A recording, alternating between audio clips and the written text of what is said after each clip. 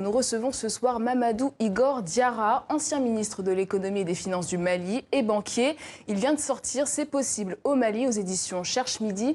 L'occasion de revenir sur la situation du pays à 3 mois de la présidentielle. Bonsoir Mamadou Igor Diarra. Bonsoir à vous et aux téléspectatrices et téléspectateurs de TV5 Monde. Alors ce week-end, l'opposition a dénoncé les irrégularités dans le fichier électoral. Au nord-est du pays, 2 attaques djihadistes auraient fait au moins 10 morts, une dizaine de morts. Au vu de tout cela, est-ce que l'État malien est-il en mesure pour vous d'organiser une élection libre, transparente et en toute sécurité? C'est un souhait, madame. Vous savez que l'organisation d'une élection, c'est un quadruple défi. Il est financier, je l'ai dit, il est logistique, il est opérationnel et sécuritaire. Alors, c'est sur tous ces 4 pans que nous avons quelques soucis.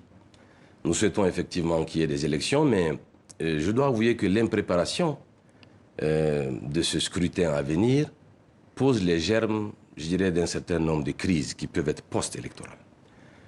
C'est très difficile à comprendre qu'à 3 mois du scrutin, c'est en ce moment qu'on adopte la loi, donc on fixe les règles du jeu. Que l'audit se fasse à 3 mois également du scrutin, que les cartes d'électeurs soient commandées également à 3 mois. Donc vraiment, il y a toute une série d'incertitudes et surtout, malgré les bonnes intentions du gouvernement, sécuriser 800 000 km² pour que ce soit des élections inclusives, transparente, ça va être très très difficile. Alors en tout cas, dans votre livre C'est possible au Mali, vous livrez votre vision pour le pays. Ça a tout l'air d'un programme. Pourquoi vous n'êtes pas candidat à l'élection présidentielle?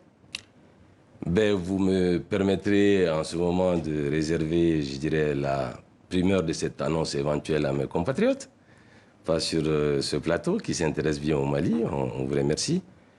Non. Vous attendez la dernière minute? Pas du tout. Je crois que moi, je suis dans une démarche.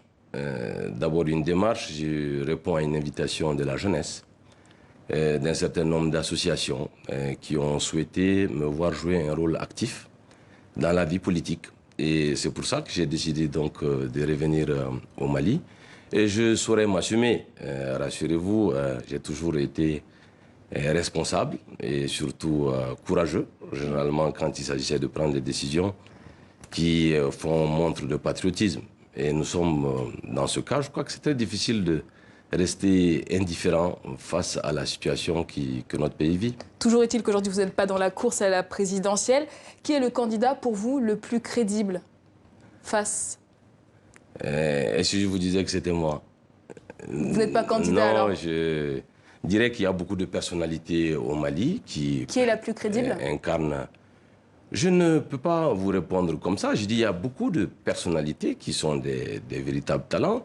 Cette année, je pense qu'on a une situation très intéressante. C'est que nous avons pour une fois des hommes qui sont du secteur privé, qui sont également des ingénieurs de différents bords, et surtout, je dirais, de nouveaux politiques. Et moi, je considère que je fais partie de ces nouveaux politiques puisque j'ai un peu une casquette mixte. J'ai eu à travailler plusieurs fois dans le privé, mais également dans le public, après avoir occupé des fonctions ministérielles sous 2 chefs d'État différents. Pourquoi attendre? D'abord... Parce qu'on a l'impression que vous serez candidat, là. Vous-même, vous dites qu'il y a des incertitudes.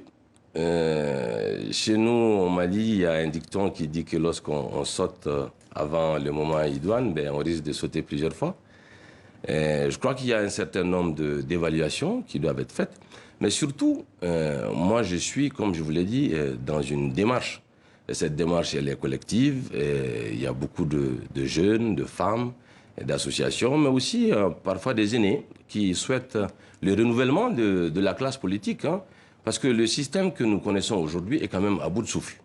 Vous devez reconnaître que nous connaissons beaucoup de problèmes et on ne peut pas dire que ceux qui nous ont gouvernés avant ne sont pas responsables de cette situation. En attendant votre candidature, merci beaucoup Mamadou Igor Diarra d'être venu sur le plateau de TV5 Monde. C'est moi qui vous remercie.